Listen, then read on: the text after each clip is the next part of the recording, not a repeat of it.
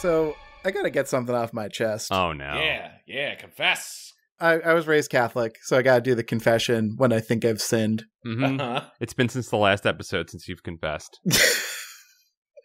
But I also need you guys to kind of like logic out with me if this is a sin or not. Okay. It's just something I feel a vague sense of guilt about. And I've felt guilty about this for maybe 3 hours. Ooh. So let me bring it down in. Moved to the city recently. Started a love affair with Grubhub. Uh-huh. So curious where the rest of that sentence was going. Yes. I thought there was going to be like a massive reveal here, but yeah, I was like, Kevin, I didn't know. Sure. Shout out to Grubhub, not a sponsored ad. No, I don't want that. No. Grown accustomed to ordering my food through an app. Okay. Which I could not do in the suburbs. Yeah. They just don't come out there. No. It's too rural. Sure. Where I was. So I ordered a pizza. Well, I ordered a pizza deal. Here's the thing. So, pizza place near me. You can get a one-topping pizza and a medium cheese pizza for like $23. Not too bad. That's a great deal. Good, Yeah, it's a great Not deal. too shabby. And that one topping is large, which is very nice. But if you order a chicken and broccoli pizza, a large chicken and broccoli pizza, that is also $23. But that is a two-topping pizza. So okay. But you don't get a medium pizza with it. You don't get a medium pizza with it. Okay. Yeah. Okay. Now, I went for the one topping deal and I'm like, I guess I'll just get a broccoli pizza because of all the things I could put on a pizza, that's probably the thing I should be eating, right? I would respectfully disagree, but I also appreciate you being an adult. And so far, I think this is a negative sin, an anti-sin that you've committed there. So just so far, adding that into this equation. Sure, you're adding some roughage. Yeah, I mean, just a grilled chicken pizza. I don't know if that's sufficient. It's like chicken parmesan. He's right. He's fucking right. It's like that. Sorry, I don't for know. some reason, Paul said like a scientist in a movie. The math checks out. He's correct. It does. It has all the components. Yeah, the limit does not exist. Yeah, sorry, go ahead. Sorry, go ahead, Kevin. So I scroll down, and what do I see in this one topping large pizza, medium cheese pizza deal? You can add a topping. Oh, sure. Yeah. So I'm like, well, if I get a broccoli pizza, can I add chicken to it in this one topping deal? And of fucking course I can for like 25 cents. Yeah. 25 cents for the chicken? That's crazy cheap. Now, I also agree with this. However, I'm like, do they just not know how to use the app? This is not the deal. The deal is one topping pizza. Yeah. And you get a free medium pizza. That's the combo. Yes. But you can add a topping to the one topping pizza, which makes it not a one topping pizza, but a two topping pizza. And yet the cops did not show up at my door. And no one said anything to me when I picked up my two topping, one topping pizza. Were you like, when the guy delivered it? No, that's sexist. Maybe it was a lady. When the delivery person delivered the pizza, were you like very cautious about taking it? Because like the way someone's like, you don't make sure it's not entrapment. They're not secretly an undercover cop. As soon as Kevin touches the pizza, the police descend on him. We got him! We fucking got him! It's a sting. Yeah. I walked to the pizza place to just pick it up since it's like right down the street. Oh, what are you doing? You're going to go right to jail. I know. I was like, I was thinking about it the whole way because I didn't think about it while I was ordering because I had like my hungry goggles on. And I was just like, I'm a genius. I've solved it. I've solved everything. But on the way down, I was like, shit, I just got two toppings out of one topping deal. Am I going to jail? And am I a criminal? I think yes. I think I did something bad. No. I think what you're doing right now is you're using an exploit. You're doing what your video game designer brain would and should do. And I think you need to continue to exploit it a couple more times. Yeah. To draw their attention to they have obviously made a mistake. And they need to be burned by it a couple of times so that they'll be like, hold on a second. We made a mistake here. And if it doesn't disappear after like 2 or 3 times, then I think you contact them and you let them know that there is an error on their site. If the error doesn't go away, you don't have to pay. That's my Cochran defense speech. My guilt stems from the fact that these are honest pizzamen, like doing their best to interact with a technology that they possibly don't understand. I don't know if they understand it or not. They're probably very tech capable. I'm just saying, perhaps there's an oversight here that I am exploiting. And I don't know if this is punching up. I don't know if this is really a victory. I think this is couple questions. Yes, please. Sorry, yeah, just from the jury. Is this a mom and pop pizza place? Good question. Ooh, it's not a chain, I don't believe. Franchise? Okay. I don't believe so, no. Okay. Right. You are still paying an extra fee, even 25 cents. It is an extra charge in the system. It's not like you're just getting free chicken. And I think to Kevin's point about them maybe not knowing what they're doing, 25 cents for chicken topping, absurd. That's like a $4 topping. Maybe they just need, maybe they just forgot to move a decimal over and it's supposed to be a $2.50. That would make sense. Like $2.50 that's still cheap as hell. Yeah, but that's what I do, because I do the same thing, Kevin, with a one topping pizza deal at my place, which is also a local chain. Yep. And they charge you $2 when you add an extra topping. You're like, that's fair. That's fair. Yeah, I altered the deal beyond the regular terms. I understand. This deal has been altered. I have made this pitch, and thank you for going with me and adding pineapple to my Beyond Meat. Thank you. So, Kevin, I feel like we did that at some point. There was some sort of ordering loophole that we found on some place in the area when we were ordering food, and I'm pretty sure they were like, "Oh shit! Like we should not have this on here." We really fucked up, but they didn't punish us because they made the mistake. I just picture as they delivered it to your place, the same delivery person, even though it's a different city, it was just like, we really fucked up on this one. We really. I feel like if this was a Magic the Gathering tournament, the pizza place would call the judge over and be like, "Is this legal?" Like all right, so. The capstone on this story is when I got there and I said, "Hi," picking up a large chicken and broccoli pizza and a medium as well. And a medium cheese pizza. They said, "Kevin Cole." Oh no. Not just, "Oh yeah, Kevin," like first name. They're like, Kevin Cole. The old pizza thief himself. Noted, Kevin Cole. We got this one. You're in a gray area, Kevin, for sure. Mm-hmm. I do think you are taking advantage of the labor of others. Yep. No, you're confirming what I felt. No, hold on. Wait, I want to counter argue this. Okay, so what? Like the amount of time to put chicken. Listen. I feel for the plight of the comment worker. The person that made that pizza probably spent an extra 20 seconds dropping chicken chunks on your pizza. At least 25 cents worth of time. Here's the thing. The chicken is really good. It's got like herbs in it and it's pulled and it's like... it's probably freshly made. It's not like the boxed kind that you buy. Honestly, if I was charged that little for chicken, I'd be distressed that I fucked up by ordering that bad of chicken. Right. Like it should be terrible chicken for sure. Yeah, this is some bad chicken that they don't mind just giving it out for a quarter. Unfortunately, it's delicious. Good. No, I'm glad. Here's my reasoning, Kevin. Okay. What you've discovered is the equivalent of wave dashing in pizza. Yes. It's in the system. It was coded in there, whether by mistake or not, and it became the norm. And then eventually Sakurai was like, "This is terrible. I hate it. It's going out," and changed things. And so your pizza place could do the same thing. They could put out the pizza place brawl. Yeah, they could patch it, put it on an update. Mm-hmm.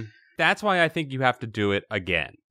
Yeah. Oh, yeah. Yeah, you gotta go back, Kevin. Because I was ready to swear off my pizza exploit ways, but now you're telling me to do it again. Well, I think that if they didn't catch it this time, which you can check again by going back to the website in another day or two, right? Sure. See if it's still up. There, and if it goes through again, then I think then they have the chance to be like, "Oh shit, there's an exploit," right? And if they don't catch it, then you have reached the Rubicon, Kevin, where now it has gone from simple experimentation and mild experimentation, little exploits, little experiments here. It has gone beyond that to evil. You have become evil at that point. Wait, hold on. Cross the Rubicon doesn't make you evil. I just want to clarify. It sounds bad. I don't think people should cross the Rubicon. It sounds like a big deal. Rubicons are not meant to be crossed. My favorite Autobot is Rubicon. So here's what I think, Kevin. Yeah. I agree. You need to go back. You need to go back for another dip, right? even though, people get caught returning to the scene of a crime. Mm-hmm. I think you need to go in for delivery up. I want to get in on this with you, Kevin. I think you need to see how many times you can add extra chicken to that pizza for $0.25 a pop. Mm-hmm. And we just start flipping that chicken to other people. We're okay. like, hey, do you want to buy bags of warm chicken with some cheese on it? $5 a bag. Now we're truly becoming capitalist scum. All right. Now I think I've determined which one of you is the angel and which one is the devil on my shoulder. Kevin, do you think it was illegal when all of the rich people on the planet put all of their money in overseas accounts, and that's what's, the Panama and the Pandora Papers? Mm-hmm. Is that illegal? I would say it's a pretty dick move. And I understand trying it. But then I would feel bad and be like, people should not be able to do that. That's what I'm saying. That is what I'm saying. You do it and you see, can I get away with this? Oh, fuck, I got away with it. Let me try one more time and see if someone says something. Here's what I think I'm going to do so I can sleep at night and continue to support this establishment that is feeding me. Next time, I'm just going to give them a little tip. Just going to tip them on the app. That's the way to do it. You just tip them. Okay, a little extra. This is an important question. How much is the combo? You said it's $23, right? $23, yeah. And then how much is and then if you got the pizza with 2 toppings, it would be the same price. How much would the medium pizza be, the medium cheese be on the side? That's an excellent question, but I'm guessing maybe $10. You could pitch that at the most you're saving $10 because you're getting the cheese pizza for free. Yeah. That's a lot. That's a lot for a pizza place, a small pizza place. It's not even a discount at that point if I'm getting a 2-topping pizza. It's straight up, I'm getting a pizza for free. Yes. But they want your business, Kevin. They're still going to get it. They're in walking distance from me. This I can't eat that much pizza. No. I just got that much pizza because I can't go shopping tomorrow. So I need to eat something tomorrow too. So doubled up on pizza tonight. And the sale doesn't have to be forever either, right? This deal can end at any time, and it has nothing to do with, it doesn't have to do with it being an exploit. Like if the margins are getting soured, at the pizza place, they have the ability to go, we got to make some changes here, guys. The 2-topping pizza with free medium, that's got to go. You know what I'm saying? Let me pitch you a potential future, Kevin. Yeah. If I may. Yeah. You go back to this pizza place, which sure. I'm gonna call Shaz's Pizza Place. Sure. Shaz's. And you're like, you have this weight on your head and the guilt is so much, and you go into Shaz's. You walk in with your hood up and your hands inside of your pocket of your hoodie, you're and full on ghost protocol into the Shaz's Pizza Place. And they look at you and they say, Kevin Cole. Carry on, Chad. And you this all works, and you're like, I gotta talk to you guys. There's something wrong with your guys' system. There's a flaw, and they're like, well, hold on there, stranger, because we're closing down shop. We're already boarding up. We're going out of business. You're like, why? And like, I don't know. We were just bleeding money. We couldn't figure out what it was. I did so much of the accounting that we kept just losing money every day.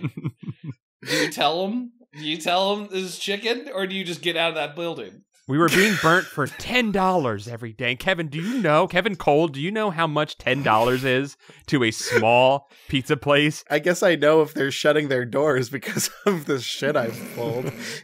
Here's what I can't stop thinking about. If I showed up there and I said, hello, fine vendor, I see you offer a 2-for-1 deal where I can order a large 1-topping pizza and get a medium cheese pizza. That sounds fantastic. Could I get that 1-topping pizza with an extra topping? They'd be like, my fine sir, you have miscalculated. For that would make it a 2-topping pizza and thus invalidate the deal. I bet you, I'm gonna throw you the realness. I bet you if you actually said that, I'm not even gonna make a joke here. This is just the real thing. I think if you went into the pizza place and did that exact thing, they'd be like, yeah, sure, it'll be like $4 extra. And that's pretty much that. Pretty much is what they would say. They'd be like, "It's like $4, sure, whatever you want, man." That's it, Kevin. I think you just kind of this exact thing, but like, you need to order both variations of the pizzas. Yeah. Oh, right? Do the chicken and then order one. You do it without the deal. I need to show my ass, is what you're saying. Well, no, I think you just help them connect the dots like a good Samaritan, in this way, right? So you're like, you order the cheese, the cheese and the double pizza without the special, so you're paying whatever, like $35 or whatever it is. I don't know if I'm cut out to be a white hat pizza hacker. Like, that's a lot of pressure. Well, I was going to say you ordered then the other one with the deal, and then you come in and pick both of them up and ring them up separately, and you let the cashier go, huh? And then they'll figure it out, and then they look back up and you're gone. Chad, I pulled my heist. I just want to walk away from all this, but I think you're right. I think I do. If I want to earn that $2 of chicken I fucking heisted them out of, I think I do need to set things right. But I think what will probably end up happening is I'll like walk down there and say, did you know that you can get 2 toppings on your 1 topping pizza deal? They'll say, yeah, it's fine. Yep. They'll be like, shut the fuck up. They're like, shut up. Who have you told? Who have you told? And like, this whole podcast, Goosebuds? God damn it. I've been waiting for the new app to publish, but it costs $6,000 to update to the App Store, and I can't get it. Oh, God. Wow. Kevin, I think you have sinned, but only because God made it so fucking easy for you to sin. Yeah. That you'd be stupid not to sin. How do you be a good person in these crazy modern times is, I guess, the question I have for you, fathers. Honesty. Just be honest. You accept we're all fucked up and you get that chicken, because if you're not going to get it, someone else is. Damn. I mean, they encountered a person with a soul, and I think that, you know, you're doing them a favor by experimenting and potentially pointing this out to them. Yeah, you're right. I got to tell him. Not right. No, you got to do it one more time. You do it one more time and then see what happens. I got to pull one more white hat pizza heist and show them what's going on. Yep. Leave a tip, of course. Yep. Yeah. Tip a couple extra bucks. Mm-hmm. Yeah. Yeah. I think that's what you got to do. That was a pretty tough choice. You know, there, Kevin. I'm really proud of you. Do I sense a segue on the horizon, Chad? Perhaps. What if we chose to talk about this episode's adventure book? Ooh. That was the best transition we've ever had. Thank you. Yeah, it was really good. That was really good. Welcome to Goosebuds. Welcome to Goosebuds. My name is Kevin, the pizza thief. I'm Chad, the pizza beguiler. I am Paul, the angel who will also sin a little bit. I love you in Good Omens. You're my favorite character in that. Thank you. Very compelling. And this episode of Goosebuds, we're reading Give Yourself Goosebumps, The Werewolf of Twisted Tree Lodge. Choose from 20 different scary endings. Now that seems like quite a few. That's a number of endings. It actually does feel like it feels like so few. But yeah, no, it feels like a little bit. It doesn't feel like that many. 20 endings feels like, if I played a video game with 20 endings, I'd be like, holy shit, right. I don't have time for this. He's right. Mass Effect 3 had 3, and that was too many. I was going to say, like, JRPGs had maybe 5. If it had 5, that was fucking bonkers. Mass Effect had 4 post-patch. He's right. Yeah. I think if you considered, hold on, not to derail this book, if we considered that a death's like cutscene is an ending, then there are like hundreds in Mass Effect. Okay. Perhaps. Right? In an RPG, if you're just considering like, I forgot my Phoenix down and I died in the caverns and the demon wall got me. Yeah, that's one of my endings. One of 500. This is like a Mario game with 20 different ways to die. Yeah, I suppose if you consider a death an ending, then yeah, that's quite a bit. And then in this book, a death is an ending, Kevin. 20 unique death endings. 20 unique death endings. Since you guys are the scholars here and I'm the student. Yes. Uh-huh. Is there a Give Yourself Goosebumps where a death is not the ending? Like you turn into a zombie or something after it? I always want that to happen. Where okay, so like the bad thing happens to you and the book, that's not the end of the choose your own adventure. Like there is a path that continues after it, is what you're asking? Yeah. I feel like there has to. I mean, that'd be cool. We've read a few of these, Chad. I don't remember them. I think we read one, or this is just me just wishing it was a thing. One that played with that idea where it was like midway through the book, you could choose an object. It was like one of the carnival horror ones we were reading. Yes. And it was like, if you picked up the yo-yo, yes, you can now do this choice later Right. on. There was like, that was the only like continuity. You're right. Yes. I do remember that. I know that'd be way harder to plot, but I wish there was more of those kind of Yeah, you're entering adventure game territory at that point. Right. Like video games are better than books. Right. Agreed. Well, no, you said it. Chad, the person who writes, said it, not the video game person. Yeah. If you're just joining us for the first time, yes, on Goosebumps, well, welcome. You've got a lot to unpack here.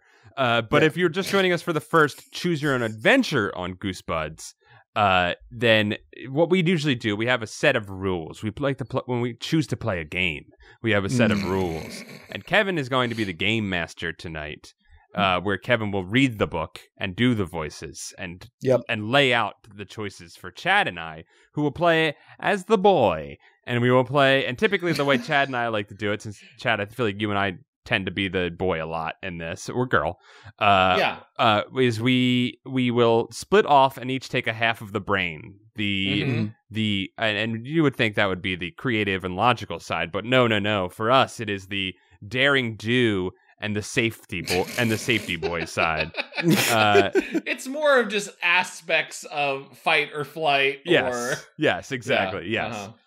And so we will do that, and typically we give ourselves 3 deaths to be able to get. If we die 3 times, that's it. The game's over. Unless the episode goes too long. And sometimes the death is just if the book has worn us down emotionally. Yes. Yeah.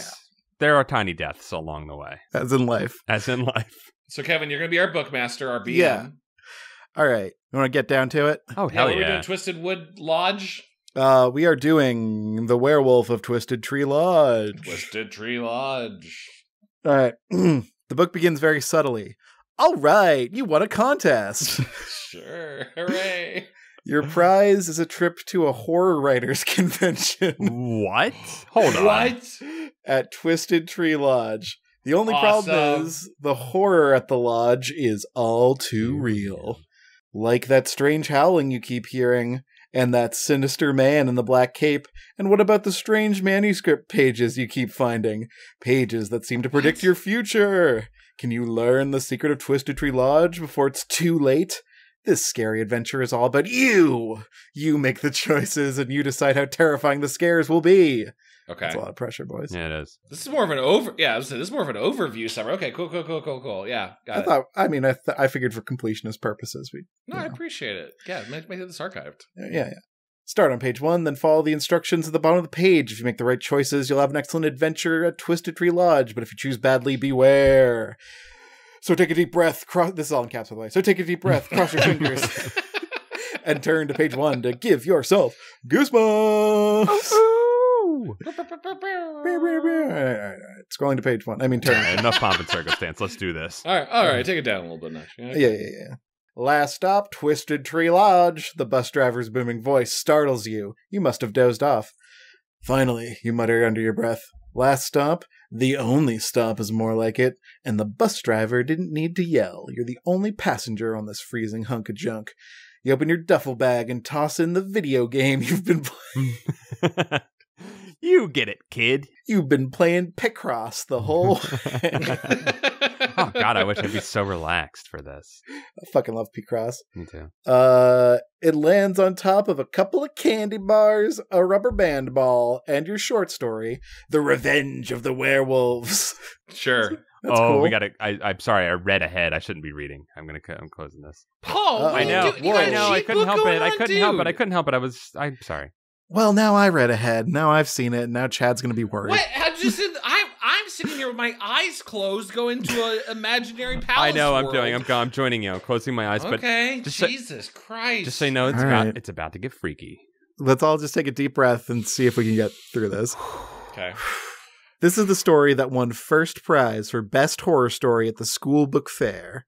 School book fair. What? I don't know why that set me off. As the winner, you get an all-expenses-paid trip to a horror story convention at Twisted Tree Lodge. All the best-known horror writers will be there. Cool. Except for one thing. You didn't write the story. Oh, shit. The true horror is plagiarism. Did it actually say that? No, I said that. Oh, okay. Because I love that. Now, this is very germane to our opening conversation because I think we're gonna have to play this. We're gonna split our brain, Chad, as we do. And I will play the non-sinner as I am, and you will play the plagiarist sinner as you are. No, because you were refuse. sinning. You were sinning before we started. Refuse. I could not abide plagiarism of any kind. Okay, that's fun. That's fun. Then we shall switch the roles, and you shall be the non-sinner, and I will play the role of the How sinner. can you endorse plagiarism? Not plagiarism, but sin. Only sin. Okay. Delightfully devilish. The plagiarism already happened, all right? That genie's out of that bottle, so I can't stop that. But I will... You can't unring that bell. I cannot unring that bell, so I will... Couldn't we also just be other aspects of the brain? Like, I don't know, I'm the inability to go to sleep, and you're a good memory of the summer. Okay. Chad, the Catholic brain only has two aspects, sin and guilt. Okay. And then they feed upon each other like an Ouroboros. Okay, sure. Just seeing the story makes you feel guilty. You found it in the school garbage bin. As a joke, you wrote your name on top. You've never even read it. Then you lost it somewhere. What? The next thing you knew, your name was being announced as the winner of the Best Horror Story contest. Now here you are, riding along the dark cliffs in a snowstorm to claim your prize. The prize you know isn't really yours. This is the end for you, the bus driver announces. He brings the bus to a jerky stop. Did he have to put it that way? You grab your bag and get off. The bus pulls away, leaving you in a cloud of exhaust. An enormous gnarled tree looms ahead of you. You spot a banner hanging from the lodge behind it. Welcome to Twisted Tree Lodge, home to horror. That was terrifying. Fucking shit, that was terrifying, that voice you just did. Are we a child? We're a child who stole a book. We're a child who's willing to push the goalposts wherever he needs them to be pushed. to win. I think the only fiction out of this kid so far is that fucking cockamamie story about finding a script in the trash. Yeah, he found it, just said for laughs, I'll put my name on it, and then I lost it in the submission pile. Yeah, I found it in the trash, and then as a goof, I decided to just go with it. Okay. That's how I'm playing it. I'm going to be that sinful piece of shit this whole time, so you know. Paul, I don't want to see you turn into this. Yeah, I have adopted it now. Hashtag sin, Paul. Some welcome, you mutter. Where is everybody? A movement in the bushes startles you. Is the bush unionizing? A movement in the bushes startles you. Is somebody taking a poop in that bush? Hey, Bush, you sag after? What you doing? A man dressed in black emerges from the shadows. He was pooping. Probably fresh off a poop. His black hat is pulled down so low you can't see his face. He carries a black it's RL. briefcase. It's fucking RL. I was going to guess it's RL taking his shit into the bushes like he always does. Nick Cave's Man with the Red Right Hand begins playing in the background. Suddenly, his case flies open. Manuscript pages pour out. Oh no, he cries. This is the opening of Goosebumps, the TV show. Oh my god, it is. A gust of wind swirls the paper around the grounds of the lodge. The story, the man exclaims. This is goddamn RL. Yeah. Several pages land at your feet. You kneel down and scan them, probably trying to steal them too. Uh-huh. They seem to be part of a horror story. Is the man in black one of the famous writers you're supposed to meet? You glanced up and discover the man has vanished. Hey, you call out. You forgot your... Then you shrug. He's already gone. Well, he's gone. Might as well sin. You write your name on it. Well, add this to my collection. You're already going to hell. You can't get more wet. Yeah, sure. You look at the top page of your crumpled pile. It's the title page of a story called The Revenge of the Werewolves. Your mouth drops open. That's the name of your winning story. Well, your fake winning story. You continue reading. A kid wins a contest just like you and arrives at a lodge just like you. It's all here. Even the man in the briefcase.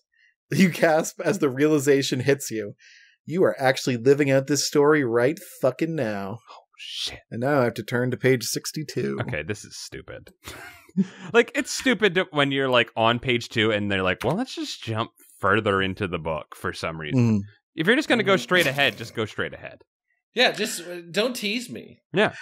I'm literally here for like half a page and then I gotta jump back to page 8. This is time wasting. An illusion of choice, these books. How can this be, you stammer, glancing down at the pages? How can anyone know all this and put it into a story?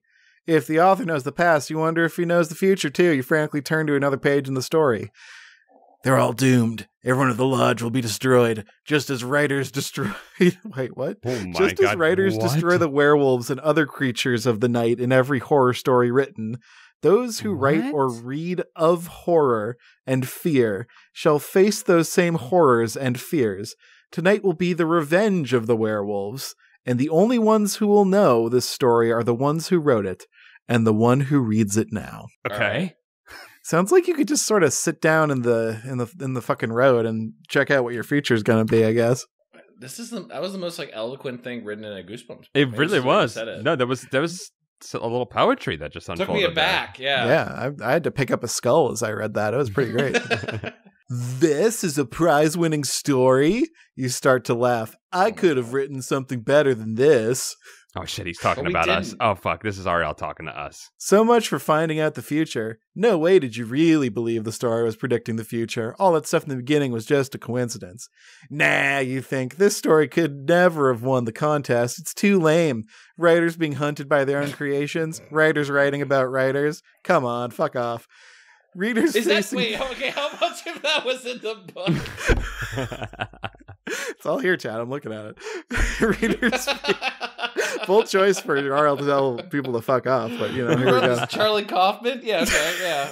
Gloves are off in this book. Yeah, it's fucking Alan Wake shit. Readers facing the same horrors? Too weird. No one would believe it. Still, the man in black with the briefcase will probably want it back. You climb the steps of the huge lodge. The door is locked. You lift the heavy door knocker. Whoa, you exclaim. The knocker is an intricately carved wolf's head. It looks so real, almost like it could bite you. As you wait for someone to open the door, you spot the man in black. He slinks through the hedges and turns a corner. Hey, you call after him, holding up the manuscript pages. But he doesn't seem to hear you. Should you go after him, or should you first let the contest people know you're here? If you go into the lodge first, turn to page 10. If you run after the man in black, turn to page 40. Well, Chad, what does your innocent brain think? What? Oh no, I'm sorry. What is? Like you're insulting me. What is your insomnia-addled brain say? Thank you. Yeah. What do you say? Help a man or pursue your stolen valor? I mean, I think we got to go follow RL into the bushes. Like, there's no right like that. We got to follow. Well, I was gonna say the quicker that we get inside and introduce ourselves, the quicker we can sin again. How about let me try to convince Sin Paul. Okay. If we can follow not RL into the bushes, okay, we can maybe kill him. Okay, and take his book. You have sold me. That's the greatest sin we could commit. So yes, we can hitman him in the bushes, and people will just not see it. And then we put on his outfit. We walk in and pretend to be him. Yes, let's murder. I love the idea of a kid covered in blood with like an adult-sized suit. Flapping on his body. I wrote 2 stories. You say you just hold up one of them. You decide to go after the man in black. You figure he must be one of the horror writers. He'll be worried about losing these pages.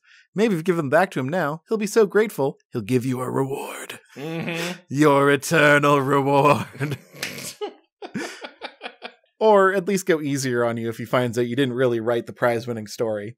You dump your duffel bag on the front porch, you stick the pages in your parka pockets, and dash around the side of the lodge.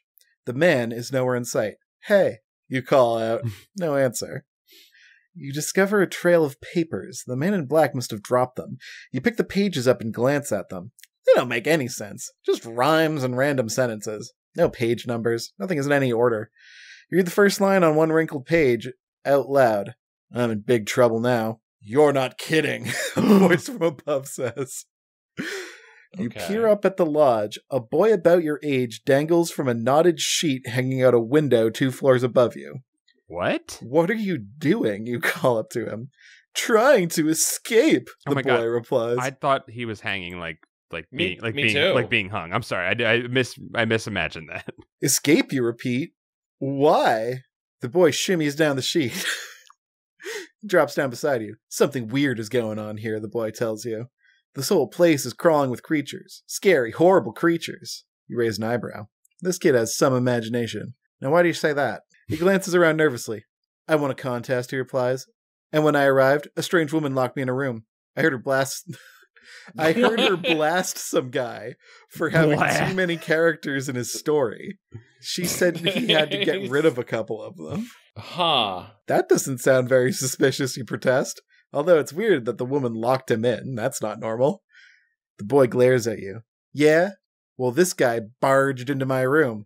Tried to run out. He told me to stay put until the other character arrived. Then he'd take care of both of us. And when he grabbed me, I noticed his fingers looked like claws. Claws, you repeat?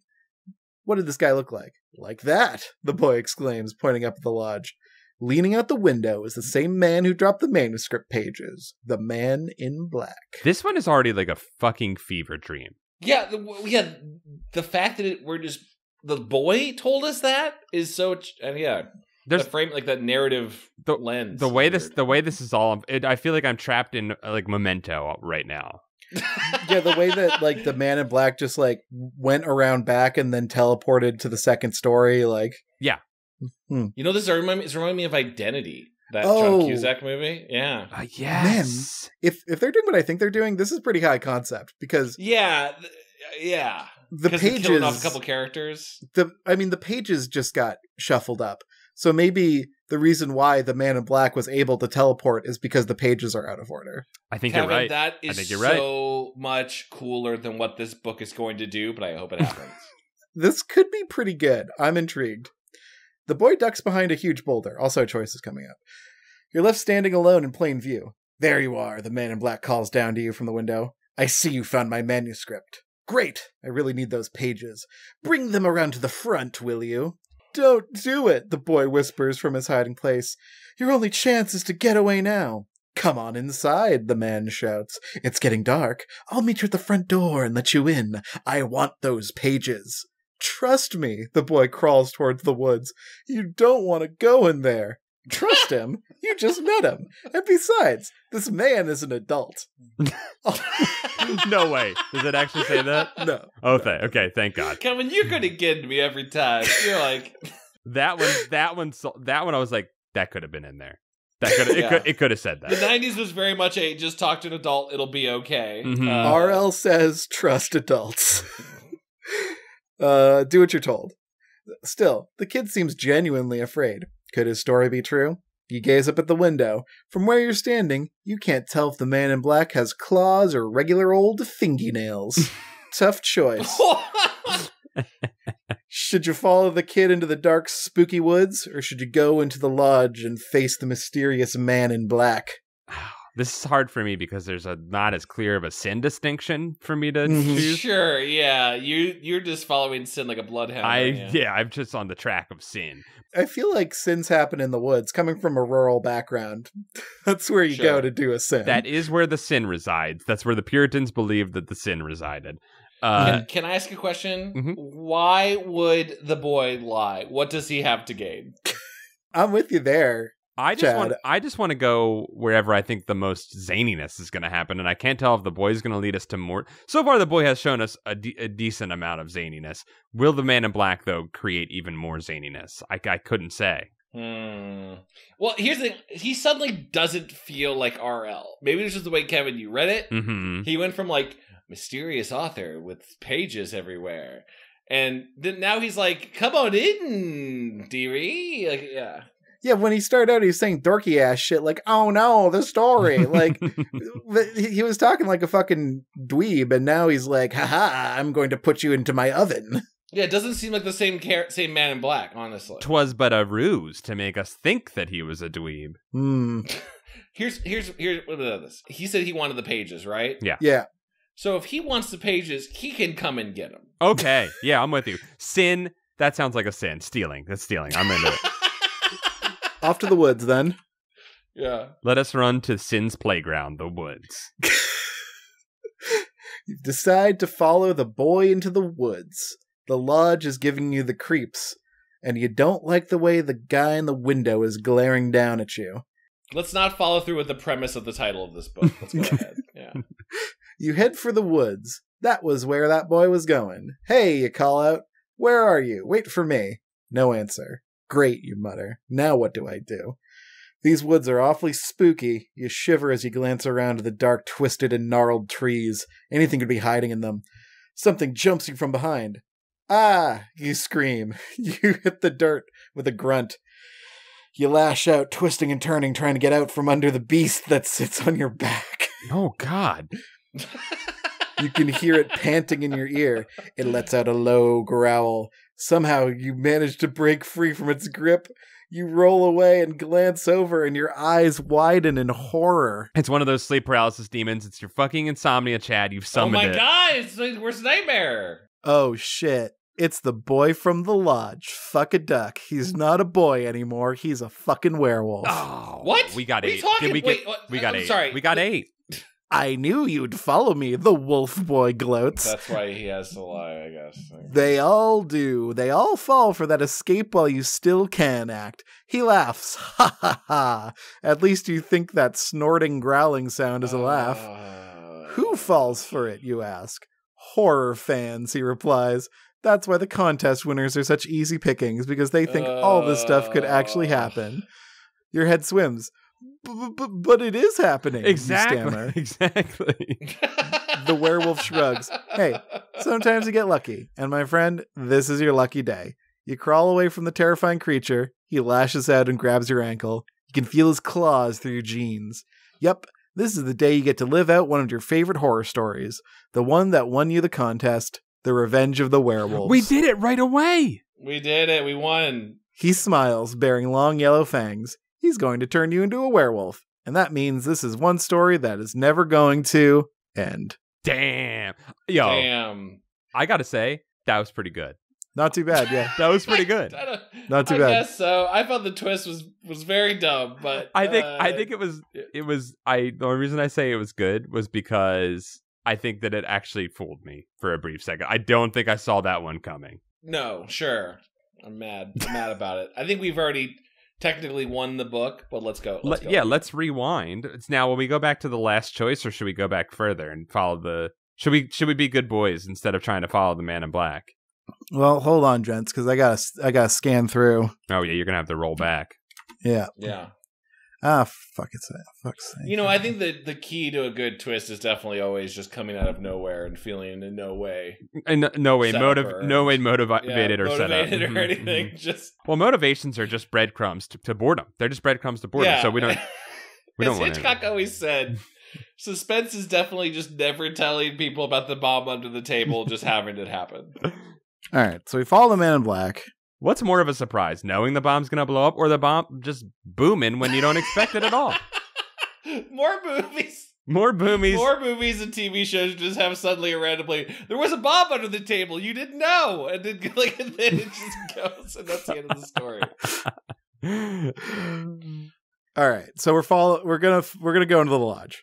Yeah. Against all fucking reason. Mm-hmm. Yeah, but no, okay, you know what? I take it back, actually, liking that. Now that I think about it, that is precisely the types of twists that always happen. They're always trickeries, aren't they? I think we fell into the trap of forgetting what the fucking story is called. Yes. Imagine if, the last episode of Seinfeld was Elaine and Jerry and Kramer and George having another good conversation about nothing at the diner. Mm-hmm. And then it just exploded and it cut to a wide shot. And then in New York, I went, yeah, another random bombing. That's how it goes. They just cut roll. And then it said bad end. Bad end. All right. # worst ending. Worst ending. All right, that's one life. That's one life. One life spent. You decide to go into the lodge. The woods look too dark and scary, and the boy has already disappeared from sight. Come around to the front, the man calls to you again, and be careful of those pages. They're my whole future. So he really is one of the writers. These pages must be from his next book. Too bad they don't make any sense, you think. You stuff the pages into your parka and dash around to the front. As you approach the porch, you're surprised to see a woman with long black hair grabbing your duffel bag.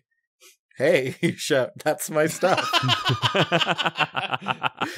I love. The culture in this country is so different. What a beautiful phrasing. Beautiful. That's all right, dearie, the woman replies in a low, raspy voice. I'm bringing it inside for you. Come on, we've been waiting for you. You follow her into the lobby of the lodge. Sign in, please. She instructs you. That's raspy, right? Yeah. Yeah. Oh, hey. I'm really raspy tonight. She instructs you, pointing to a large black book on the reception desk. You're about to write your name in the book when you spot a name on the line above. Corey Mackenzie. The name has been crossed out. The woman notices you staring at the name in the book. Corey Mackenzie, she sneers. He was here under false pretenses. False pretenses, you repeat? What's that? He didn't really write his winning story, the woman replies, so we separated him from the rest. Wow. Only genuine masters of horror may participate in this gathering. I'm sure you agree. You gulp.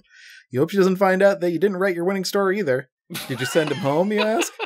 Let's just say he's been taken care of, the woman answers. An evil smile crosses her face. What does that mean, you wonder? The man in black appears at the top of the stairs. Do you have the pages? He doesn't even give you the time to answer. He just dashes down the stairs and reaches into your parka. Jesus. Hey, you cry. He sure is pushy. He pulls out a handful of pages. Did you get all of them? I think, you stammer. Forget the pages, the woman interrupts. We've got work to do. Things are getting strange. Maybe they'll be less weird on page 128. Maybe, I don't know, I'm writing this thing, but I have no clue where it's going. There's a lot of jumping around for absolutely no reason. Yeah. In this. I also just why did you guys invite a child, multiple children to this adult authors convention? I'm so confused. I'm assuming by this. it's part of the ploy, like the werewolf boy that killed us. That's all a ploy. Everything's a ploy now. That's probably what it is. The man in black glares at the woman. He stuffs the pages into his coat pocket. He grabs your duffel bag. Up to your room now, he orders. He nudges you ahead of him up the stairs. Forget the pages, he mutters. Ha! The pages are the only thing that matter. I do say that every single morning as I get up and prepare to do my work. The pages. The pages. So, he began, nervously trying to make conversation. Are you one of the writers? Not one of the writers, he replies angrily. The writer. Shit, yeah. The only one who knows how to create real horror and make the pages come to life. The pages. The pages. Okay, so now I think it's RL again. It's definitely 100%. Yes. Yeah. That must be hard to do, you respond. This guy has some ego. Still, you want him to calm down. He seems to get mad awfully easily. You must be really good. Or really bad, the man in black bellows. He snickers at his own joke. He pushes you toward a room with an open door. He shoves you inside. Tossing your bag onto the bed, the man in black tells you to make yourself comfortable. He shuts the door and locks you in. Oh, no. We should have brought an adult. Yeah. The pages. The pages. Hey, you cry. Why are you locking the door? Hey. It's for your own safety, the man replies from the hallway. This is how fascism starts, guys. We're not locking you in. We're locking others out. No way. He said it? Yeah. Don't worry. I'll come back for you soon. Before you can respond, you hear him walk away. That boy was right. Something terrible is going on here. You hurry to the window to see if you can open it. No such luck. It's nailed shut. When you glance down, you discover a sheet dangling from the outside sill. This is the room the boy escaped from. Only now those creepy people have made it escape-proof. You need to come up... Wait, so they left the rope, but they nailed the window down. Mm-hmm. Fine. Sure. They want you to know that they've thought of everything. Sure. They know your plans. They're ahead of you. Sure. Can I just... I apologize for having to be re-clarified, because it still bother me that's not coming up. Yeah. This guy, sure. Magic RL, yeah, wrote the same book that we found a copy of and plagiarized. Yeah. Yes. But he doesn't seem to know that? But he knows all. Oh, okay. Maybe that does. If he knows, we're fucked. If that was his thing and we're in his domain, we're dead. But he tipped his hand. Maybe maybe that was like your chance to be like, hey, actually, man, you're not going to be happy, but I didn't write this story. I did take an extra order of chicken on my pizza. Yeah. God, this is fucking thematic, guys. It's really wild that this like coincidences that are happening here. I'm racked with guilt. You need to come up with a plan. You shake off your parka and fling it on the bed. Fuck off, parka. A paper flutters to the floor. The man in black missed a page. You notice writing on both sides. Your head snaps up when you hear footsteps. You have to hurry. Which side will you read first? With your last seconds of life, which page will you choose? No information to go off of, just side 1, side 2. What does it say? What does it explicitly say about these pages? To make up your mind quickly, you toss the paper up in the air and you read the side that lands face up. Oh my god, we didn't even get to choose? Toss this book in the air. If it lands front cover up, turn to page 11. If it lands back cover up, turn to page 61. Okay, I have I do have a book here. I love that in a book that is based upon the illusion of choosing where you go. We have just randomized one of the choices. Can I cynically guess that this is RL hoping that there's like a 1 in 1,000 chance that kid's book will go in the gutter and they got to buy another one? I mean, I'm guessing this is where all the stains on the book are coming from. Oh God, yeah. Kevin showed pictures of this one. They're just covered in piss. Yep. Just reek. Yep. Hashtag piss book. If this flip has the potential to kill you, that's pretty fucked up. But we'll see. Let's find out. Well, make note of what page we're on, Kevin, because we should explore that. Yeah. I got you. All right, here comes the flip.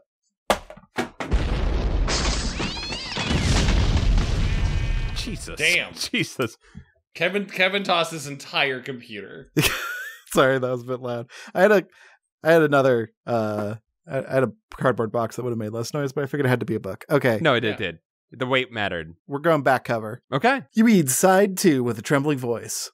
With one winter gone, you stand alone, and soon you'll face your foe. The writer's dream of a night of fear comes true, and soon you'll know what evil lurks in shadows gray, where howling signals doom. Now you must choose, open the door, or open a wall of the room. I like that RL felt like it was okay to put a simulacrum of decentish writing. Like this writing is at least a little more flowing and poetic than his normal writing. Yes. Why is RL's writing better when it's not the actual book? That's what I'm saying. His in-universe writing is usually pretty fucking decent. That's what I'm saying. What's with that? Make that all the time. The pages, RL. You think he's been holding back? He's like, these kids don't normally deserve it. I think so. The pages, RL, the pages. It sounds as if the writer is writing to you. Is it the man in black? How could he have known that one winner would be gone and you'd be left alone? This page seems to be predicting the future, like those first pages that told about winning the contest. Is this page trying to tell you what you should do right this minute? Ow, ow, ow! Howling. It's out in the hallway. Is it the howling that signals doom? Turn to another fucking random ass page. Got it. All right. Well, so far it hasn't led us to death. So, is this a hotel for werewolves? Is that all it is? The fucking load times in this thing are crazy. Ow! Ow! Ow! The howling is getting closer to your room. Sweat beads up on your forehead. You read side 2 again, hoping for a clue. What should you do? Open the door, you mutter, or open one wall of the room. How am I supposed to do that? You run your hands over the walls of the room, searching for an opening. Nothing. No secret panel. No hidden door. The only opening in the wall is the window. You'd have to break it to escape, and now it's almost dark out. Where would you go? Calm down. Calm down, you murmur. Think. You hear footsteps just outside the door. Fuck. In a few seconds, it will be too late to decide anything. Shit. Hurry. These books are a lot better when you add some random cursing into it. Mm-hmm. Mm-hmm. If you decide to face your foe, open the door on page 68. If you decide to open the wall, break the window on page 56. Well, Sin would say did you say break the window? Yeah, break the window or open the door. I'm going to go with break the window because it's vandalism. Sure. The window overlooks what again? It's the window that's been nailed shut. It's been nailed shut. Remember, there's the rope hanging off of it. Mm-hmm. I think. That's the window the boy was trying to come out of, right? Yeah. Or maybe, or that was a Are corded we sheet. the boy? Are we the boy? now we're the boy. Here's my meta guess, Okay. Sin Paul. Yeah, let's hear it. Didn't they say they're trying to keep people out? He did say that fascist guy did say it was to keep the others out. So for our safety. Maybe we stay indoors for now. Because last time we went outside the tavern. Yeah, there's only one place for you to go, and it's the woods where you died, so. Yeah, I think, Paul, I'll pitch that we stay indoors with the bed, because I want to always sleep. But can't. But can't. But God, I wish I could sleep. And you want to commit sin. I actually think there'll be more sin to be had by not smashing the I feel like you're luring me away from sin, but I'll accept it. Okay. Open the door. Get on the floor. All right, let's everybody walk the dinosaur. Chad, I will slothfully accept all of your choices because that is a sin in and of itself. You decide to open the door and face your foe. Gathering all your courage, you slip your fingers around the doorknob, take a deep breath and give it a hard twist. Oh no, you forgot that you're locked in. You release the knob. Your eyes widen in horror as you see the knob turning by itself. Someone is on the other side opening your door. You dart to the bed, jump under the covers, and pretend to be asleep. It sometimes works with your parents. Through squinting eyes, you watch the door creak open. Your heart pounds and you see the long black cape approaching the bed. Get up, a voice whispers. We're getting out of here. Is it Wolf Boy? Is it Wolf? Is it Wolf Boy? I haven't heard a single RAW-ROOOOO yet. Rawr. Thank you. There could not possibly be a werewolf around. We have not heard a RAW-ROOOOO. That's true. Your eyes pop open. Standing at the foot of the bed is the boy you met outside. The fuck are you doing here? You exclaim. I thought you left. I couldn't just leave you here. Not after what I saw. I snuck back in and got the key from behind the front desk. Hurry, they'll be coming for you any minute. Who, you ask? The werewolves. His place is crawling with them. You stare at him. Werewolves? Are you crazy? No. I'm Corey McKenzie. And I know you're the other winner. Only I didn't really write my story, and I bet you didn't either. How'd you know? You stare at him. You stare at him. I found it. You stare. What? You keep staring at him. After 45 minutes, he speaks. I found mine, too. It's all part of the werewolf's revenge. Really? They planned the stories for us to find. They staged this bogus contest to lure the writers here. Chad, you were right. Chad, Kevin, are you called goofing that. me? Your mind reels. Can this all be true? But why? Werewolves, these all-powerful beings capable of shredding people apart, need to lure young, lying boys to this cabin. Cut to... With delivered with Ryan Reynolds from Harold and Kumar. But why? But why? But why? They're mad at horror writers and horror readers. They claim they get a bad rap. Up. They want to turn us all into werewolves. Hashtag not all werewolves. Your mouth drops open. This is unbelievable. I don't buy any... okay. I mean, fine. You struggle to grasp what Corey is telling you. But why us, you ask? Corey shrugs. He looks embarrassed. I guess they figure kids who put their name on someone else's story deserve what they get. They're not wrong. Oh, you hang your head. Come on, he urges. We don't have much time. You grab your parka.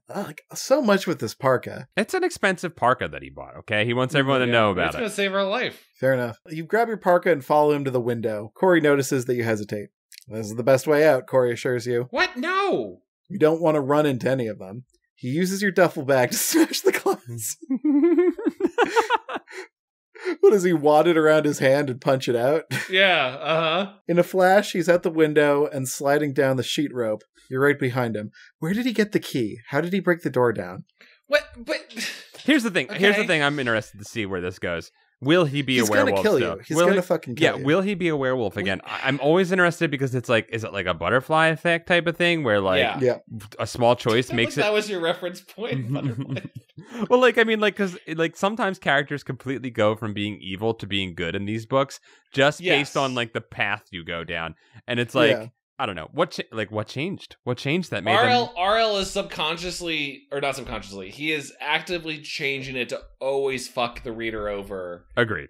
There's no way to have an Edge of Tomorrow, right. Live, Die, Repeat, like, knowledge of, like, well, I already know this guy's bad news. Now I have an upper hand. Exactly, yes. I'll say I'm confused, but I'm not bored. You glance up. The man in black glares out the window at you. Uh-oh. Go to page 13. Fucking hell. He sees us, you cry. Corey scurries down the sheet. You slide halfway, then jump to the ground. You follow Corey across the lawn. As you run, you find more loose manuscript pages. You snatch them up, stuffing them inside your parka. You reach the end of the woods and stop. You stare at a battered sign. It reads, Lost World Woods. Enter at your own risk. What? A page falls out of your parka. You pick it up and read it to Corey. Beware the creatures of Lost World Woods.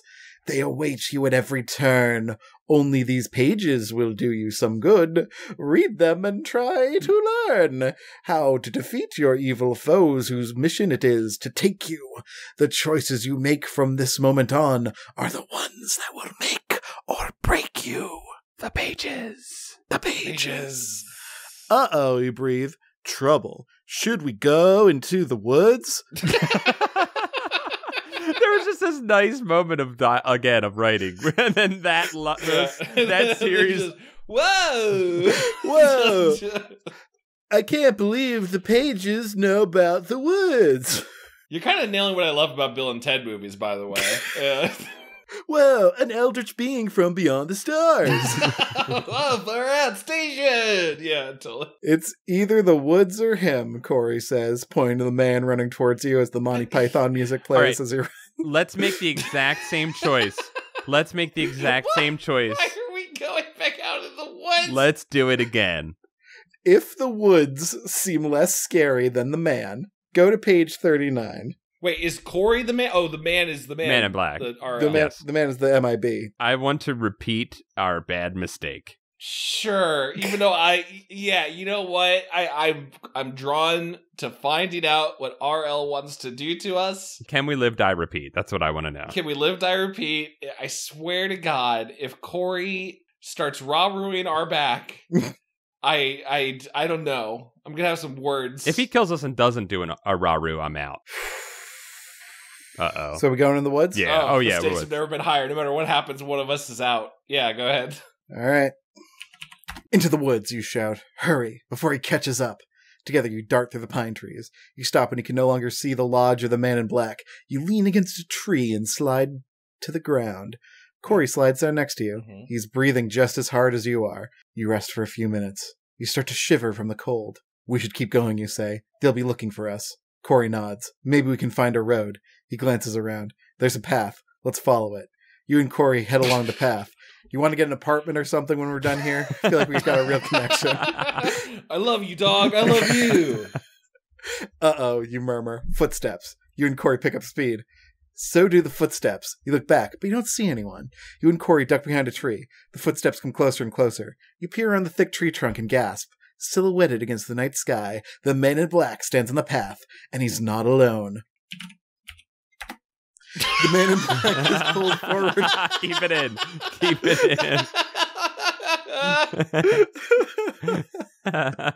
Do not edit that out. The man in black is pulled forward by a huge dog at the end of a thick leash. Oh! Both the man and the dog sniff the air in all directions. North, south, east, west, and the tweeners. The man takes a few steps in your direction. You and Corey press yourselves flat against the tree trunk and hold your breath. Seconds seem like hours. You wait, and wait, and wait, until you feel as if your lungs will burst. Corey looks you in the eyes. He squints, and he goes, RAW-ROOOOO? Yeah! Oh, it happened. RAW-ROOOOO? I don't know if this is too presumptuous of me, but RAW-ROOOOO? The man shouts orders to the dog. Find them. Find them. Really? Really? Mm-hmm. Yeah. Wow, jinx. Yeah, the second find them was in italics even. So. Cool. Let's slip the dogs of war, baby. Oh, no. You know you can't hold your breath much longer. Just when you think you'll explode, the man and dog take a few steps in the other direction. You and Corey let out your breath. Pshoo! That dog is going to pick up our scent, Corey whispers. We have to do something fast, you agree. The dark clouds roll away. A full moon shines down from the black sky. You press yourselves tighter to the tree, hiding from the moon's bright light. You hear a blood-curdling howl. Roo! Yes! Wow, Corey murmurs. What kind of dog is that? You can't help yourself. You have to peek around the tree. It's not the dog howling, you gasp. It's the man! Wait, now he's a werewolf? Is everybody werewolves here? I kind of assumed. Yeah, I guess. I don't know. Yeah. I guess. Corey takes a peek. You're right. He's not a man anymore. He's turning into a wolf. You watch in horror as the wolf man throws back his head to howl. By the light of the full moon, you see patches of fur sprouting on his cheeks and forehead. Your heart pounds hard as the truth sinks in. Every word Corey said was true. He's not a liar, though he is a fink. There are werewolves here, and they're after you. It seems impossible, but there he is. You can even smell him. The wolfman seems more animal than human now. His eyes have an evil gleam as he scans the area. Now he and the dog both sniff the air. They're gonna fucking find us, you whisper to Corey. Maybe he just wants the manuscript pages, Corey suggests. If we dump them here and run, maybe he'll leave us alone. We need them to get out of these woods, remember? The manuscript said the pages will help us. You don't believe all that stuff, do you, Corey asks. I'm not sure what I believe, you answer. I didn't believe in werewolves either. Do you leave the manuscript pages, or do you take them with you?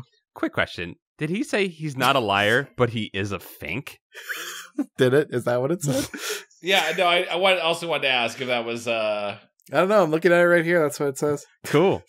I guess we can't verify. I agree with the characterization. I'm on board with that. I'm just saying, this kid's a bit of a fink. I'm keeping the pages. Like, they're my sin, and I will carry them with me. Yeah, I mean, I feel like that they're keeping us alive. Yeah. I did one long hard sin for those, and I want to keep them. I can I say that I was genuinely looking forward to like book convention scenes. Yeah, we have not even been part of this at all. We haven't gone to one panel yet. I just want to hear like the insert for George R.R. Martin talk about like pacing and cliffhangers. Oh my god! Like, self-insert. All right, there's a trio of choices coming up, and we've already died once. So that the trio suggests to me that it's about the death count's about to ramp up. All right, bring it on there. Yeah, we stand on a precipice here. All right.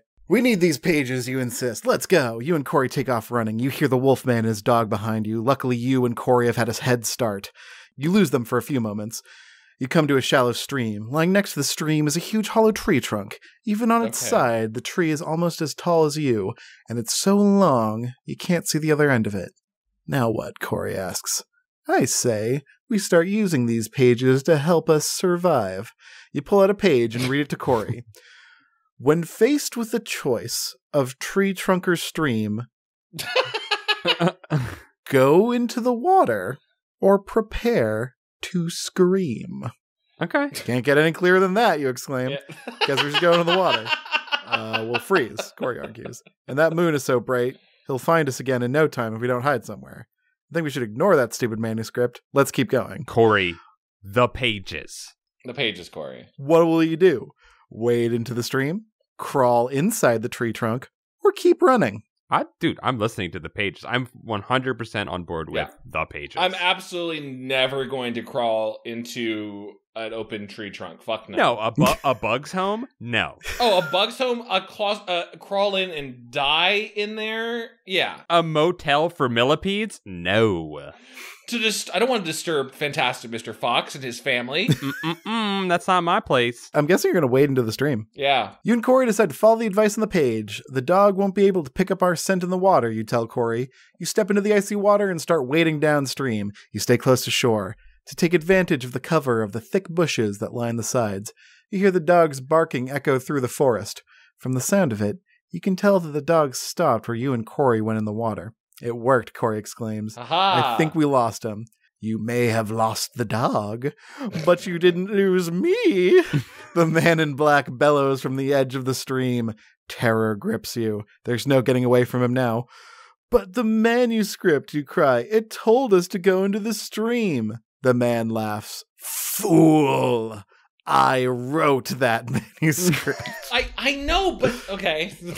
You smack your forehead. Of course he'd know exactly where'd you go. You were doomed from the moment you picked up the story. Right from the very beginning. Which is why this is the end. I can't believe the pages betrayed us. You baby boys are on your last life. I know we knew that was his pages, but I mean, this guy's got God King, no clip rules on anyway, so I don't think it matters He much. didn't even need the dogs. He left the dogs alone and followed us on foot. Yeah. Mm-hmm. I'd say I'm down to give it a third life. Let's go into the bug's home. All right. And Okay. All right. Yeah, let's see what happens. Yeah, let's do your it. choices are, just so you're clear, your choices are wade into the stream and die again.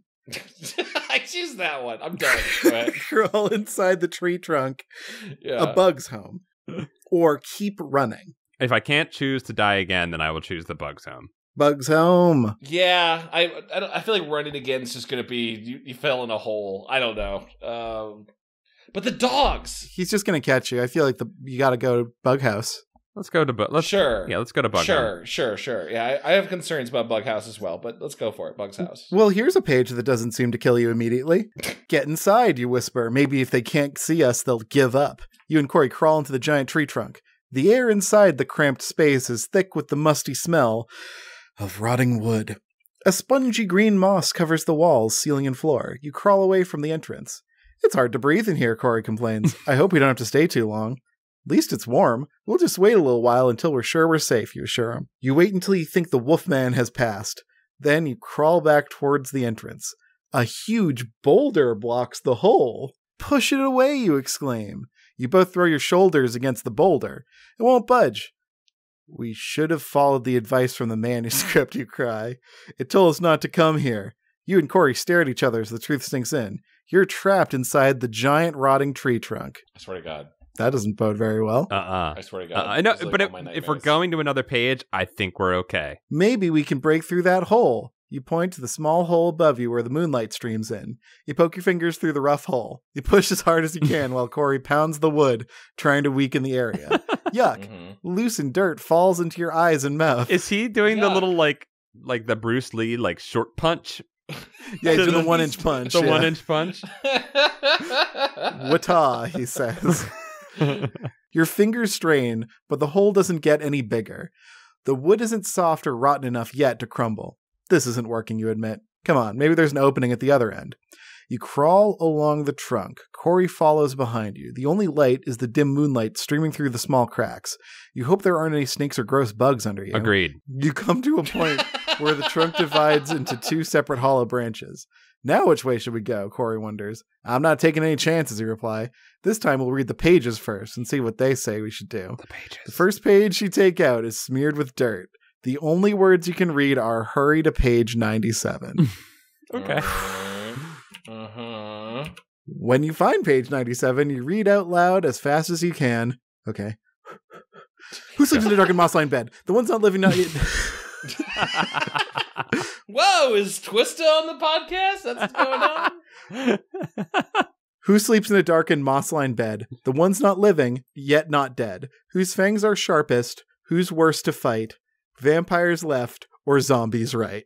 I mean, we can run. We can run around zombies, so we're gonna go zombies. Yeah. We can kite them. Vampires and zombies, Corey gasps. What kind of choices are these? If we go right, the zombies will eat our flesh. If we go left, the vampires will drink our blood.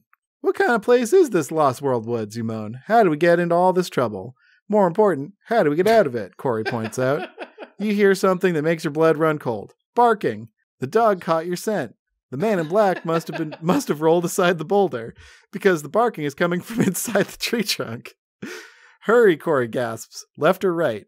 If you're left-handed, go left to the vampires on page 111. Whatever. If you're right-handed, go right to the zombies on page 93. Boys, are either of you left-handed? No. But this is also one of those choices where I would say, fuck you, book. I do what I want. Yeah, I'm right-handed. It's which I want to go anyway. Yeah, right. If the only possible way to win this book game is to be left-handed, that seems like kind of fucked up. Actually, I'm kind of into that. Wait, Paul, you should want to go left hand because that's sin. Oh, you're right. That is the sinful hand.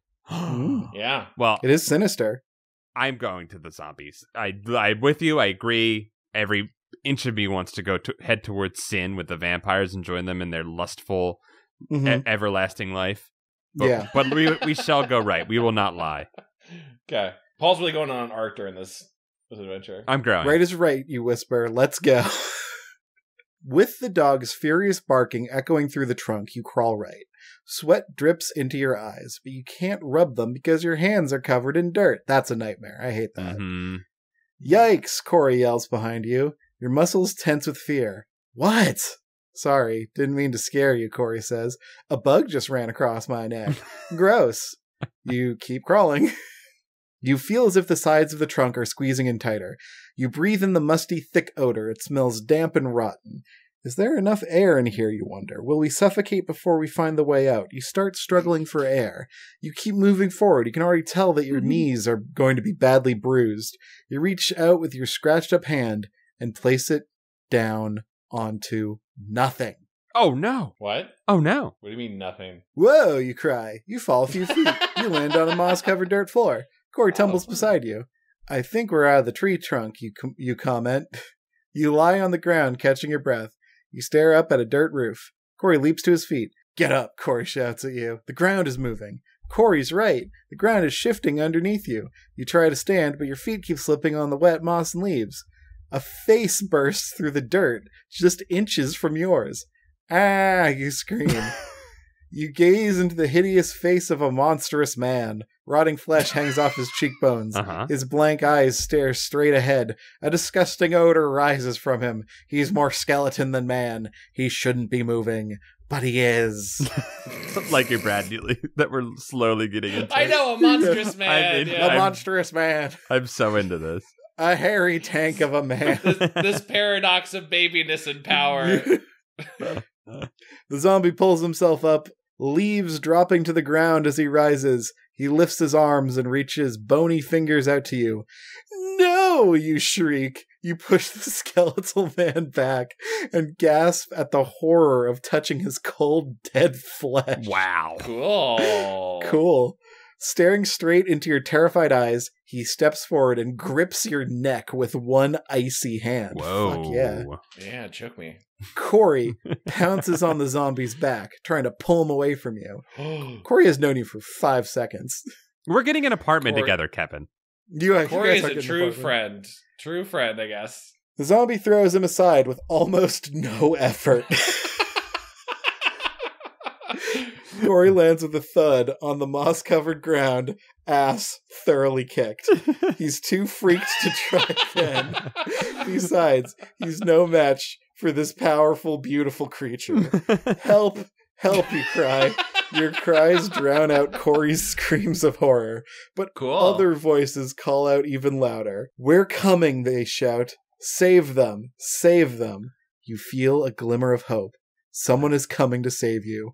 Lots of someones. I'm glad that Cordy was thrown aside as casually as he is useless. Yeah, the way Kevin described it, it made it feel like Corey is 20 pounds and just like throwing a cat. You just like toss him totally wrecked. Just fucking annihilated.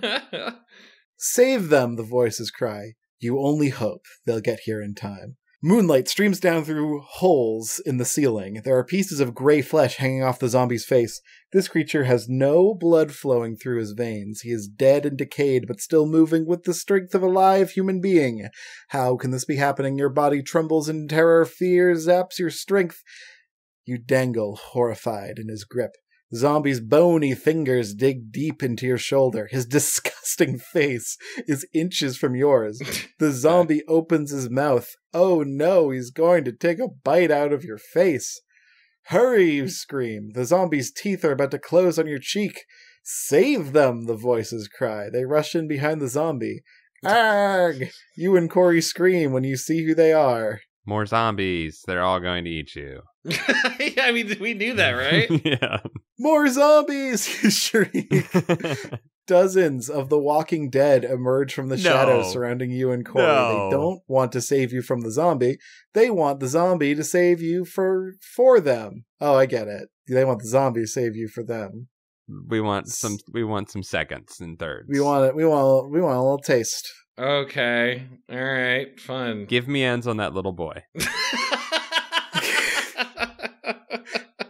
The dead, rotting monsters move in closer and closer. You grip the dirt wall and prepare to be devoured by the zombies. A piece of dirt comes off in your hand, leaving a hole in the wall. If you keep digging the dirt away, maybe the hole could be made big enough to crawl through. I thought you were being grappled? You think fast. Should you throw dirt in their rotting faces, or should you push harder against the wall and hope an even bigger hole opens? The choices are both rotten, but they're the only ones you have! Exclamation point. If you throw a handful of dirt at the zombies, turn 25, push against the rotting wall, 57. Pocket sand feels pretty evil to me, and I'm ready to go back to my evil roots, my sinful roots. I feel like the only thing pocket sand's going to do against a horde of zombies is make them be like, well, that was impolite. We're actually a group of friendly zombies. Yeah, I guess like if you could blind them, maybe. I don't know. The man's face is rotting off. His retinas are clearly no longer attached. Listen, I just want to die. I just want to die here amongst these zombies. What are our choices? It's throw dirt, push wall. Push wall. Push wall. Okay, push a wall. We can push the wall. I was trying to self-sack. Go ahead, push the wall. Yeah, let's push that fucking wall. We already came this far, am I right? I guess. You made too good of an argument of why pocket sand wasn't going to work. I know, but I thought it was evil. In my defense, it was evil to throw sand at dirt in somebody's eyes. If you want to throw sand, if you really want to throw sand, we don't have to do the wall. No, do the wall. I'm just saying I'm defending do the wall. I'm defending my evil urges. That's all. Push hard against the wall, you order Corey. Push. You ram your backs against the mossy dirt. You grunt with the effort. Harder, you shout. 1, 2, 3. The walls fall away. Cold air surrounds you as you tumble backwards through the hole. But you don't hit the ground. Instead, you fall through the cold air and keep falling. There's no ground in sight. Below you is nothing but nothing. The zombies crowd around the hole, watching you fall. The wind rushes by as you spiral down, down, down. The pages in your parka fly out and swirl around you. Lovely imagery. That is. 2 lines written on a page float before your eyes. If the zombies don't get you, nothing will. The end. Fuck off! See? You should have followed my sinful urges. We just fell into oblivion? Yep. That's scary. We just what? We fell out of the level? Like what? We no clip through the wall and we fell off the map. I agree with that sound, Chad. That's such a shitty ending. Ariel didn't even, I don't know what's behind this wall. I think falling down an endless pit is actually extremely terrifying. But why would there be, okay. We did it. We used our 3 lives. We did it.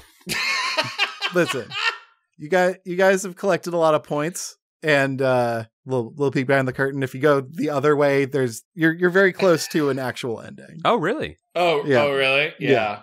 So I'm gonna just throw a phoenix down on you guys. Okay. All right. And take us back. Yeah. Okay. Yeah. Hold on. Okay. If that's what you're getting bonus life, y'all. I can't believe that. We rarely have we even used all 3 lives. I know, but I feel like we can't end it like that. No, that's fucking horseshit. I'm with you. That was one of the worst endings in any of these adventure books. Just a wet fart of an ending. I think it's scary. And I'm on board with it. I mean, nothingness is everywhere. That's what I'm saying. I mean, that's true. It's pretty, but isn't the mundane way of dying and just a slow fall for the rest of however long until you starve or die of dehydration? Isn't that really scary? That's pretty fucked up. It's pretty fucked up and scary. I mean, yes. Listen, I love House of Leaves. I understand how the abyss can be a terrifying concept. This felt like author ran out of steam. Here's the thing. If that death was you fall and then it's just 10 blank pages. Okay. That's scary. That's of nothingness. Sure, if it just, and then, it was blank pages, and then there was one tiny little blurb of words kind of nestled at the bottom of the last blank page, and it said, the pages. The pages. Yes.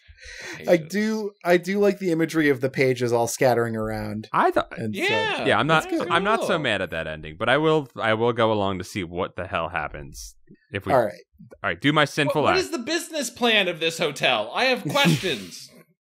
The business is eating little boys, and business is good, Chad. All right. You grab a handful of dirt and throw it in the face of the zombie nearest you. It lands in his open mouth. When he pulls it out with his bony fingers, I'm amazed he's concerned about it. You grab another handful and throw it at the crowd of zombies. Corey tears the dirt too. He heaves great hunks of it into the decaying zombie faces. Well, check it out, you murmur. The zombies react in a very bizarre way. They pick bugs from the dirt in their open flesh wounds and eat them. The more dirt you throw, the more bugs they eat. It seems to be a special treat for the monsters. This is what we call a win-win. This is what we call the Timon and Pumbaa. Yeah. What are you waiting for? Take advantage of the zombie snack break. Run. Sure. Sure. You and Corey slip away from the zombies. You run farther along the passage. Hey, I think we can fit through this one. You point to a crumbling hole. You and Corey scurry through. What is this place, you wonder? You are amazed to discover you're not outside. It looks like a subway tunnel or something. Corey gazes around at the gleaming white and blue tiled walls. Come on, you urge him. There are stairs up ahead. You race up the stairs 2 at a time. You realize where you are. It's a bus station, Corey shouts. Wait at! You exclaim. We're out! You hurry over to the ticket window. As you reach into your parka to get your money, you pull out another manuscript page. A broad grin spreads across your face.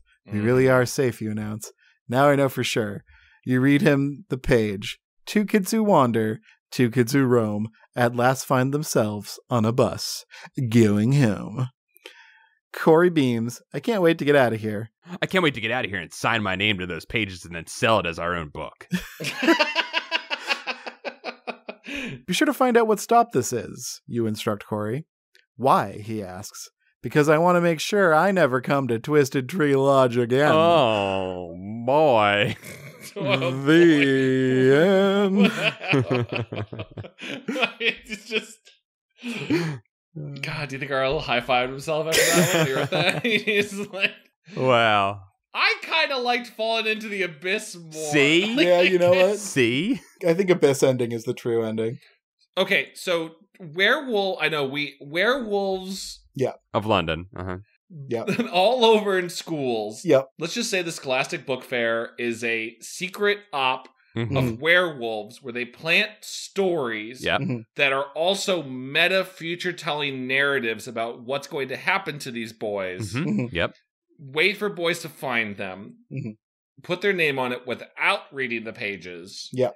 Get invited to a nationwide book contest, and then they're just eaten by werewolves. Let's just reiterate, they have the ability to see through space and time. Sure. They have the ultimate power, and yet they choose to play games. And it still failed, and it still didn't work, because all we had to do was throw dirt at a zombie until it got bugs on it. Because the zombie was like, ooh, I like eating bugs. Yeah, and we still thwarted them. So we gotta do a buzz. I kind of at least wanted the author, I don't know why, because I was just obsessed with this plagiarism angle of it. Yeah. I wanted the kids to be like, tell me the address of the place because we're coming back and we're getting a book for next year. Or what, I don't know. Like, we're going to milk this place for a whole series. Right. Yeah, like we should have been truly evil and sinned and found a way to come back and work this plagiarism for the rest of our lives. You and this sin angle. I mean, the kids sinned, both of them are certified sinners via this book. This book has certified them as sinners, and they get away with it. Yeah, these freaks got off scot-free. They did. They ruined a bug's home. Yeah. And then got off scot-free. Sure.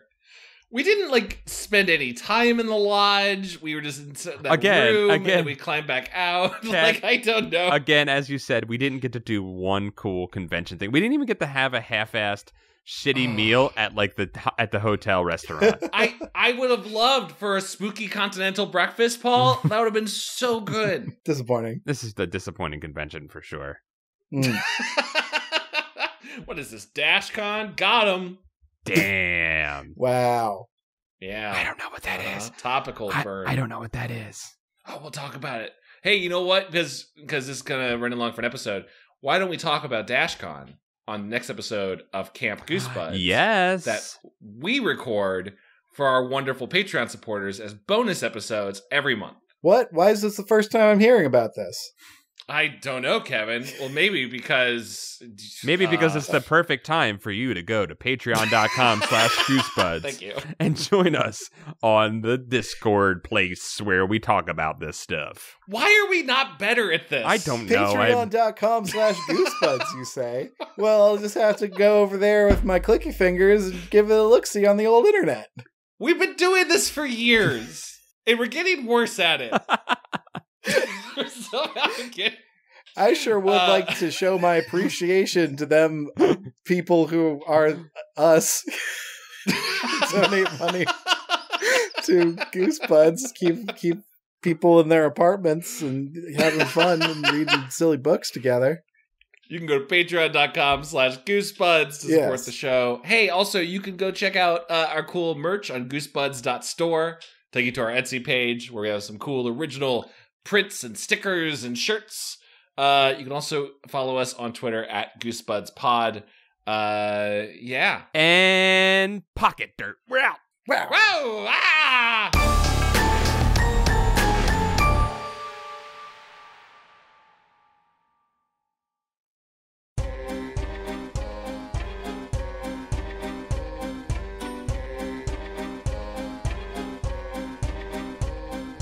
Hey, Goosebuds is brought to you by Patreon supporters like you. We'd like to read from our Book of Names. First up, Stefan Jive Turkey Kuwabara. Hollis Hornbeak. Cameron Murphy Audio. Michael McDowell. David Cron. Josh Robertson. Mickey C. Nathan Dolezal. Clayton C. Mike Lanteri. Buddy Morrill. Alacade. Mel Dipson. Jim Greaves. Zane Keith. Afshin. Danky McStanky. Dango Twists. Ryan Wells. Zenticles. Stealth Bates. Low Belly Hate Me. Joseph Miranda. Patrick Reynolds. Scott Colby. Robert Moon. Jason Crooker. John Keaty. Clay Castle. Miguel Pardo. Christina Doling. Third, Sergio. Calf. Matthew More Paranoia Shop. Sniggy. Reinfected. Maddie. Ishak Arafin. Gregory D. Warren. Alan Saylor.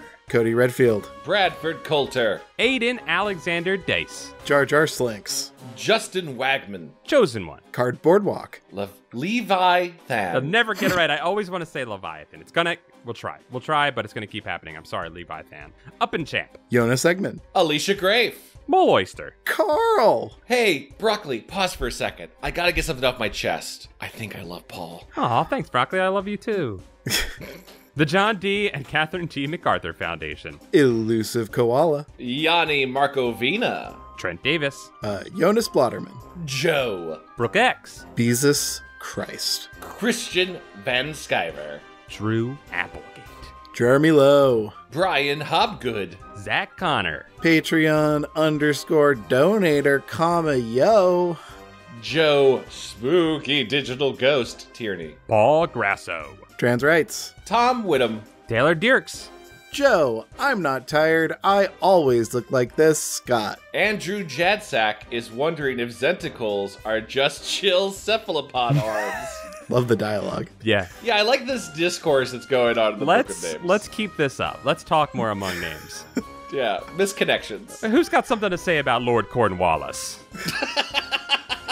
Or Trendy Moron. Or Elizabeth Steedweg. Could you perhaps say something about Cardamom Burkambino? Perchance a thought for Murphy P. Spare a dollop of wisdom for Vincent Modica. A missive for Luke Noodles. I don't know what I'd say to Hugh Bolt. Do you like me, yes or no letter sent to Zam Bambino. Now, this one from Tevin Ticklebean is your new best friend. That's for everybody. I'm going to break it. Good goods. Yeah, we got to stop at some point. SNES Chalmers. Thank you. Sean Minogue. Wormtown Glen. Wiggle It. John Pigeon Hat Barber. Chip Handsome. Matt McKellen. Nathan Remick. Divaldi. Alex Moon, the robotic dog. Reed Stubendick. Sarah Kemp. Tanya Turtle. Chili Dish Gambino. Joey Evans. Brett. Carewise Gamgee. Uncle Cool Brother. Cameron Hansen. Adam, you goofed, but don't be so hard on yourself. One jalapeno. Muscles Bear. General Lee Depressing. Dom's Sexy Ghost, a.k.a. Captain Sick. Oh, that's a name I haven't heard in a long time. Love Keith that one. Halcrow. Chris Tranquil Sleepwear Erection. Nelson. Beautiful. Hey, nothing bad's happening. I love it. Timothy Misodelakis. Clay McCarty. Yeah. Ben Bohan. Matthew Stevens. Parker Lee. Ham_boat. More like Ken Burns' Pee with Mom War documentary. Am I right, fellas? Wow. What? Wow. What? Wow. What? It's a Vietnam War pun, I believe. And that was brave and stunning. Oh, wait. Oh, wow. Oh, man. I'm going to be thinking about that for a while. Hey, dude. Hey, man. My dad was in Vietnam. He had a desk job. He saw some shit. I don't know that I'll ever look at that war the same. Dan. Chris Pittman is a bone wizard? Boss Garrettson. Hey, Eric. It's going to be all right. You're doing a great job. You really are, Eric. Good job, Eric. Good job, Eric. Raymond Hernandez. Flemily. The Crowfans. Matthew Sutton. When dragons rule. We need to make that into a song. Patrick Murphy. Jeffrey Owen Cahy. Jonas Evan Voldson. Calamity Carl. Germ Juice. Lee Wood. Kelsey Kinnaman. Nick Johnson. Russell Kastberg. Xavier Jimenez. Brandon Arifin. Liam Neeson's dough. Chris Boutrakis. Scottie Pippen. Stephen Day. Streak. Meet Virginia. Dungeon Kappa. Ryan Carroll. Jeremy Bowser. MC Hamster. Zach Ware. Limp Duck. Megan McCormick Mason. Alan G. Jussum. Tobias Clark. Michael Kupka. Julian Lamendia. Adam Muth. Ninja Breadman. Hoodleman. Andre Villanueva. Got little old moi pretty freaked. Dr. Chocula. Jimmy Soul. Peanutberg, level 69. Moon Juice. Estamina, Lord of Paul's Pants. The Davy Boy. Kenny M. Dr. Diarrhea. SSJ Trogdor. I love SSJ Trogdor. Someone write something to Trogdor. Kieran McNamara. Diet Soda. Quigley Jones. Skelefella. Jackie Ledoux. Coleman Laguza. Lamb. I just saw your movie. Good work, Lamb. Mike Spaghetti Jones. Just had your food. Good job, Mike Spaghetti Jones. A pair of Scots. Levi Kidder. Redemption. Davy Gray. Davy Gray. That's David Gray. Bryce Diori. Matthew Bertato. I am Cornholio. I need TP for my bunghole. I need TP for my carb son. Chris. Luke Human Z Allen. David Lynch, Triple X, Brendan Fraser, 666. What a combo. Some of Chad's bird friends. Nicholas Maloney. Midwest Indigo, 13. Wagmar Wigmere. Nice. Dakota Kemp. Eric Horwitz. Tiffany Lee. This is good. Dr. Egg Drop Soup Man. I'm glad you got that. You needed to have that. Thomas Jan. How do we think we say this? Thomas Chances? Chances. Chances? Thomas Chances? Chance. Yeah. Thomas, let us know we're saying it let wrong. us know. You can write it in here. That'll be a message to us. Lucretia McEvil. Ooh. Elm Realm. Ooh, mutant astronaut. Soggy Newspapers. Alec Johnson. Henry Torbert. Hannah Jagerbush. Kiwi O'Flurv. So fun. Be Jarndeer. Yarndeer. Serial Killer X. The Skotag. Adam Knapp. Kakenti. Joe Melnick. Burger's Wonderful World official. Logan Derby. Brad Schmelzer. Benjamin Luther. And we're welcoming some new patrons to the Book of Names. Welcome Edgar's Crassus. And welcome new patron Dennis Wright. I welcome you, but you'll probably not accept it, Milk Punk. Welcome Skullatorin. Oh, you know what would go well with Milk Punk? Is welcome new patron Mr. Muffin. We got a new friend for Davy Gravy. It's Mandy Nasty. I'd like to welcome Llama Lad. Oh my god, I love these names. Welcome, my new friend, Gustavo. And welcome, Mr. Misfire. I hope your pledge was not a misfire, and you will be hanging out for a while. You're stuck in the book forever. You're all stuck in the book forever. We're all stuck here forever together. Thank you very much. Yeah, thank you. Thanks for joining. Thanks for joining.